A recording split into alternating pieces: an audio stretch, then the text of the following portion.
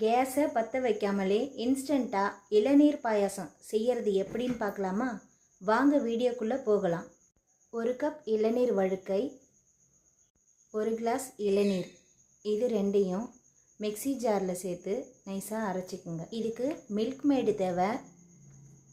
இதை கண்டென்ஸ்டு மில்க்குன்னு சொல்லுவாங்க. என்கிட்ட இல்லை, அதனால் நான் 2 ஸ்பூன் சுகர் சேர்த்துருக்கேன். இதில் தண்ணி விடாமல் நைஸாக அரைச்சி எடுத்துகிட்டு வந்துடுங்க. இதில் தேங்காய் பால் ரெண்டும் மிக்ஸ் பண்ணி நான் இது கூட கலந்துருக்கேன்.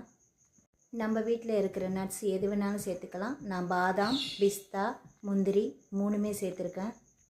எல்லாத்தையும் நல்லா சாப் பண்ணி இது கூட மேலே டெக்கரேட்டிவாக சேர்த்துக்கோங்க.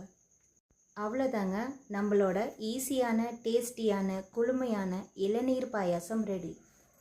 இனிமேல் புது ரெசிபீஸ் ப்ரீமிக்ஸ் வீடியோஸ் அப்லோட் பண்ணுறேன்.